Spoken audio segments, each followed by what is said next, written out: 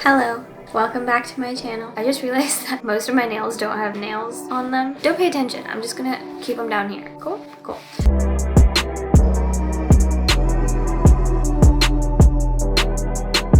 My name is Anupya if you're new. I'm a software engineer at Google and I am currently living at home with my parents during quarantine. So I've picked up a couple tips and tricks. I thought I would share it with you guys, a little advice on how to handle being at home and being so annoyed all the time. I know this situation is not something that's ideal for anybody, obviously, but there are so many ways to be happy and get through it. Take advantage of it. There are so many silver linings to the situation we're in right now. I'm gonna give you guys some tips and tricks on staying successful and happy while living at home during quarantine with your parents.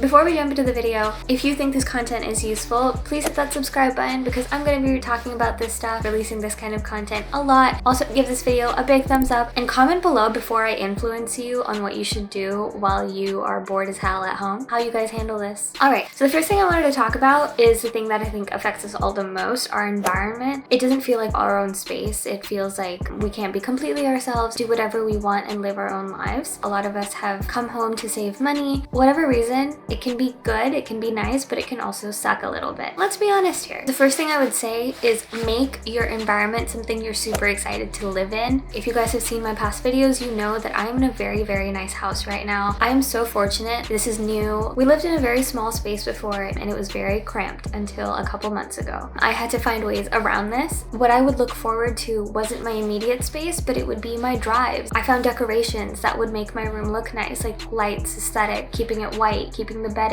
just like really comfortable. Things like that, like pictures around my room to remind me of my friends and my life before quarantine. The rest of my house literally looked so different because that was my mom's design. It was her decorations. My room was literally a sore thumb and all of that, but I loved it. It was my space and I made it the way that I wanted to, and hopefully your parents can give you the freedom to do that as well. If you're watching this video and you are graduated and you're working at a company, I really hope you do have your own room first of all. If not, just handle it with your siblings. Make sure you're on the same wavelength. Another thing I would recommend is to have a desk or a dedicated workspace, not your bed.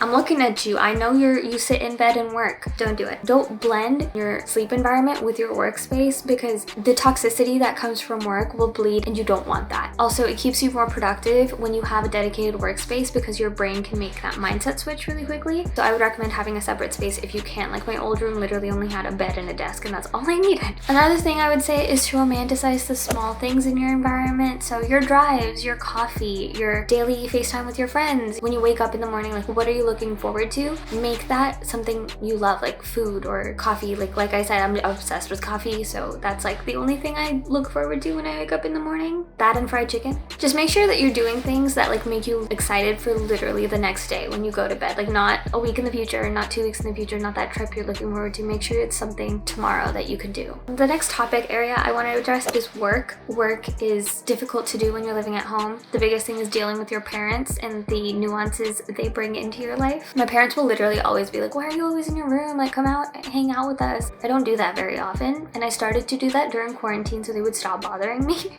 So I started going to them on my free time, on my schedule, because like when they ask, I'm not always free and it disappoints them, and the more disappointment leads to more tension and you don't want that. Go interact occasionally and eventually they'll stop and you will have your own schedule. At least they can trust you that you'll come out when you want. Sometimes I just ask my mom to come sit in my room with me because I'm lonely. Another thing I would recommend for like dealing with parents is morning and night routines. It's like the one space, dedicated time I have to myself. Just peace and quiet by myself, and I enjoy it so much. And having family around can be a lot of fun, but also it can get really annoying. So manage your mental health as well. Make sure you're talking to someone, ranting, therapy. Do something that makes you detox away from your parents as well. Okay, another thing is if you're in a small space, it's very likely people can hear your family in meetings. My room would literally be in the other corner of the house away from my dad's desk and people could still hear him. It's just unfortunate that way. So sometimes we like to plan our meetings around each other. If we have like really important meetings that we like can't afford to have distractions, we'll text it in the group chat, make sure people can accommodate it. My mom will just grind something like in a blender at the most unfortunate times, and the kitchen was right outside my room. We found a way to deal with it civilly. It's definitely doable, just communicate. That's also why I like going outside sometimes. It's just like peaceful. Birds don't bother you as much as a blender would. Also with work, I would recommend having a planning tool or something along the lines of making sure that you know what your goals are, what you're working towards, what steps you're taking to get there, making lists. That really, really works for me. It may not work for everybody, but I need something in front of me telling me like this is what you're working towards, because during quarantine, the days kind of blend together. You don't know why you're doing the things that you're doing. So having lists, planning tools definitely help. And I have a separate video on that if you want to check that out. Okay, the next thing I want to talk about is finances. Oh my God, living at home, like you really do lose track of how much you're spending because you feel like, oh, I'm living at home, like I'm saving so much money because I'm not paying rent. Be careful. It can add up really quickly with that coffee, with that food. You can get careless and lose track fast. I really recommend having like a tracking app of some sort. I really like Mint for like a high level view. I just recently also set up like an actual budget in Notion. I didn't go over that in my Notion video, but maybe I want to do like a separate budget finance video because it's a whole thing. But I would also recommend like making note of all the transactions that have happened in the last week or something, because you can lose track with credit cards. You just kind of, it's mindless, you know, you just kind of swipe it. Just be aware when you buy food, when you buy coffee, when you order clothes or sign up for a subscription service and then forget to cancel it and get charged for months. Another thing with finances is all the money that you are saving at home, I would recommend trying to invest it. Like right now is a great time to start investing. We have time on our hands. I normally try to allocate like 10% of my paycheck, 20 if I can, to investing in the stock market every month or every week. I'll go into another video on like how I specifically started. I literally started investing at the beginning of quarantine like a year ago, and it's definitely made a huge difference. The next thing I want to talk about is side hustles and not burning yourself out, because I feel like our generation, we have this tendency to, we have a 9-to-5 job, but we need to be doing something more. There needs to be a side hustle, investing, like a social media stint, something. But keep yourself sane. I need to remind myself about this all the time too. Prioritize. My first priority is work. Pick which one is first and then go with it. Practice feeling satisfied with that first priority task and then move into whatever you have outside of that. If you have bandwidth, if you have energy, just the fact that you're doing something outside of work is something to feel proud of. Those are like bonus points. You're doing great. You're very, very fortunate to have one job. Keep that perspective. You're doing great. Another thing I would say is to not compare yourself to other people. Just comparing yourself to yesterday